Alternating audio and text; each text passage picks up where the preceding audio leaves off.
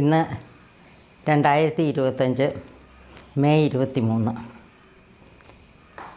അപാര ഏകാദശി ദിനം. വൈശാഖ മാസത്തിലെ രണ്ടാമത്തെ ഏകാദശിയാണ്. പേര് സൂചിപ്പിക്കുന്ന പോലെ തന്നെ വിധിയാവണ്ണം അനുഷ്ഠിച്ചു കഴിഞ്ഞാൽ എല്ലാ കീർത്തിയും സമ്പത്തും അനുഗ്രഹവും ഒക്കെ ലഭിക്കുന്ന പുണ്യദിനമാണെന്ന്. ഇനി അഥവാ ആ ഏകാദശി ദിനം അനുഷ്ഠിക്കാൻ പറ്റാത്തവർ ഒട്ടും നിരാശപ്പെടേണ്ട കാര്യമില്ല. കാരണം ഇനിയുള്ള 3 ദിവസങ്ങൾ വൈശാഖ മാസത്തിൻ്റെ അവസാനത്തെ ദിവസങ്ങളാണ്. ആ ദിവസത്തിൽ ശരിയാവണ്ണം വ്രതമെടുത്തു കഴിഞ്ഞാലും നമുക്ക് ഈ പറയുന്ന അനുഗ്രഹങ്ങളൊക്കെ കിട്ടുന്നതാണ്. അതിന് വ്രതമെടുക്കാനായിട്ട് നമുക്ക് വലിയ ബുദ്ധിമുട്ടൊന്നുമില്ലെന്ന് നമുക്കെല്ലാവർക്കും അറിയാം. കാരണം മനസ്സും ശരീരവും ശുദ്ധമായിട്ട് സാത്വിക ഭക്ഷണവും കഴിച്ച് ഭഗവത് ചിന്തയോടും ഭഗവത് ഭജനത്തോടും ഭഗവത് ധ്യാനത്തോടും ഒക്കെ കൂടി ഇരിക്കുകയാണ് നമുക്ക് വേണ്ടത്.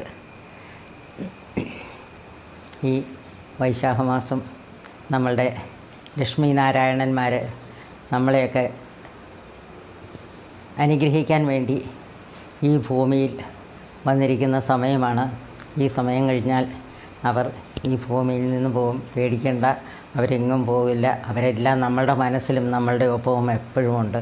കാരണം ഭഗവാൻ അങ്ങനെയൊന്നും നമ്മളെ വിട്ടിട്ട് പോകാൻ പറ്റില്ല.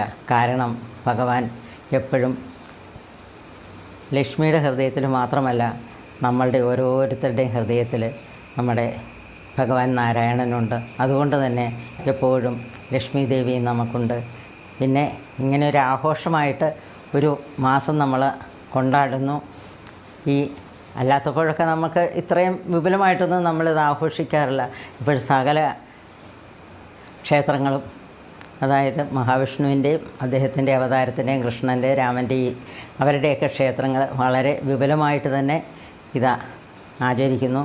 ഇപ്പം പലയിടത്തും ഇവിടെയൊക്കെ 5 അമ്പല ദർശനമുണ്ട്. അതായത് ഇത് കൃഷ്ണൻ്റെ 5 അമ്പലങ്ങളിൽ ഇപ്പം 4 അമ്പല ദർശനം എന്ന് പറയുന്ന പോലെ 5 അമ്പല ദർശനവും ഇപ്പം നടത്തുന്നുണ്ട്. ഇതൊക്കെ നമുക്കൊക്കെ വളരെ ശുഭോദർക്കമായ കാര്യം തന്നെയാണ്. അപ്പോൾ ഇനി നമുക്ക് ഭഗവാനെയും ഭഗവതിയെയും ഓർമ്മിച്ചുകൊണ്ട് അടുത്ത വൈശാഖ മാസത്തിന് വേണ്ടിയിട്ട് കാത്തിരിക്കാം.